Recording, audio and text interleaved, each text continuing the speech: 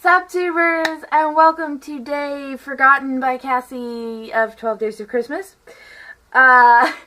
If you follow me on Twitter, you know that I forgot to record this video, because, actually I'm not sure why, I just completely spaced on it, which is hysterical because it's a book review, which I love, and it's Harry Potter, which I love.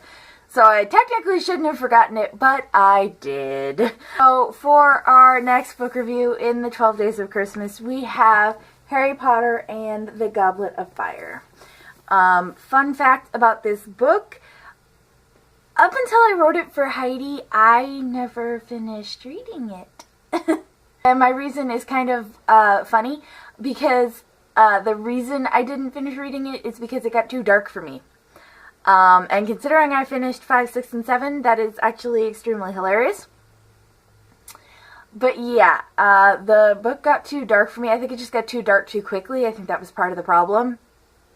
And I was unable to finish it.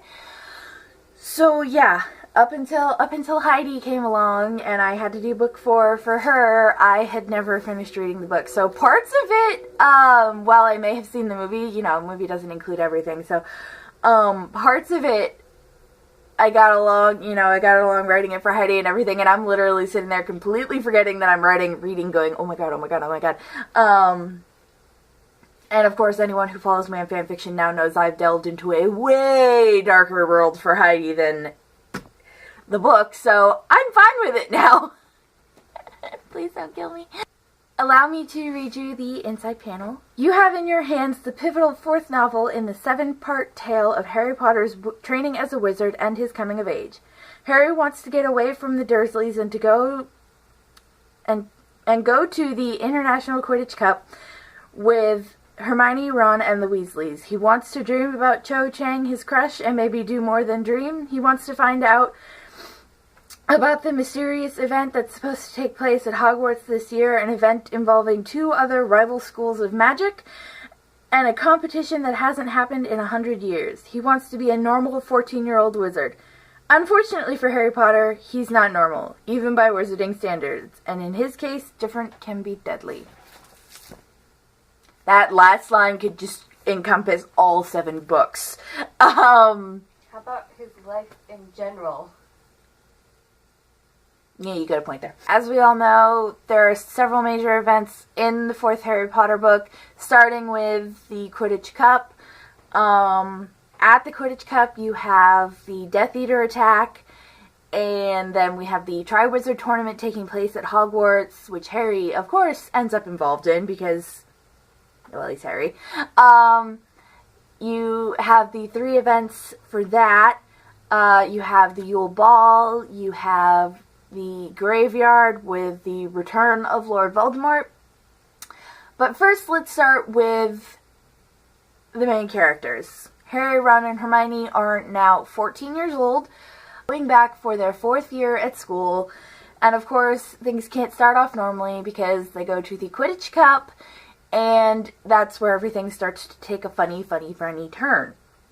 And by funny, of course, I mean terrifying.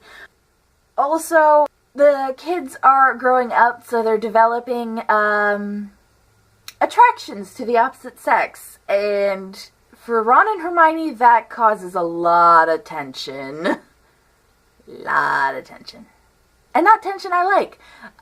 Anyone who reads my Heidi stories knows I do not ship Ron and Hermione together. I put her with George, and who do I have Ron with? Lavender! Ooh, I have him with Lavender. I think I keep him with Lavender. I can't remember. But for Harry, his focus becomes Cho Chang, the seeker of Ravenclaw's Quidditch team. She's a year older than him, and pretty much all he can think about, which, for poor little Ginny, isn't a fun time. New characters. Main new character would be Aura for the Ministry of Magic, Mad-Eye Moody. Alistair, Mad-Eye Moody. He's eccentric. That is the best way I can think to describe Moody. He is eccentric. He's fucking awesome. Well, yes, he is awesome, but yes, I would definitely describe Moody as eccentric. And then, of course, you have the 2 other schools, Durmstrang and Beauxbatons, I believe it is. And from them, you have the heads of the school. You have Igor Karkaroff, and you have Madame Maxime.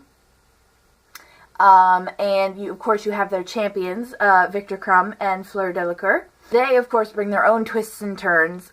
Igor is a former Death Eater, who spends most of the book trying to get Snape to believe that something bad is happening, that something bad is coming. And he's totally right. Madame Maxine finds herself attracted to Hagrid, of all people, which adds an awkward twist. It's like your beloved uncle,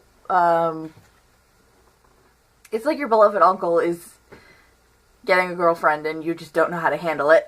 Victor goes after Hermione romantically, causing problems with Ron, and Ron himself finds that he's a little more than normally attracted to Fleur. So there are a lot of romantic twists and turns in this book. And for Moody, you have something just doesn't quite seem right about him. He seems a bit more aggressive than you would expect, a little less paranoid than you would expect. Doesn't fit the bill of the Mad-Eye Moody we've heard tales about. As we go on in the book, you've got the Yule Ball, which again is a whole bunch of romantic issues. I won't get too much into that because I do not want to get onto an I don't like Ron Weasley rant. And of course, come the final challenge for the Triwizard Tournament, you have Harry ending up in a mysterious graveyard that he's been dreaming about, and the return of Voldemort. This book is definitely a step up from the first three, because one, they're growing up, so they've got more teenage hormones flowing through them. Two, you've got parties from outside of Hogwarts mingling and causing problems. And three, the darkness of Voldemort looming is just so much more severe than it ever has been before. For good reasons, obviously. And it just, the complexity of it and the darkness to it is probably why I found it so hard to read when it came out. But now that I've read it, now that I've written it for Heidi, I love it. It's amazing. It's a very good stepping stone into the darkness that is to come in the last three books of the series. Because, as we all know, from here, it does get darker, it does get deadlier, and we do start to lose people. This is a step away from the innocence of the first three books, and showing you the maturity that is going to be the next three. It is a wonderful halfway point to bring you out of the childlike innocence of what Harry, Ron, and Hermione have been going through up until now, and give you an insight into just how quickly and how much they're going to have to mature in their future. Because it's a Harry Potter book, I cannot recommend it highly enough. I believe I said in one of my other Harry Potter videos that I will be reading this to my children in the womb. Maybe not this one. But they will grow up on Harry Potter because it's just such a huge part of my life and so many other people's lives. So yeah, no, my recommendation for it cannot come high enough. That is the book review for Harry Potter and the Goblet of Fire. Go out, get it, read it, live it, love it. And I hope you guys enjoyed this review. I love doing reviews for the Harry Potter books, so why did I forget, one may ask? I don't know.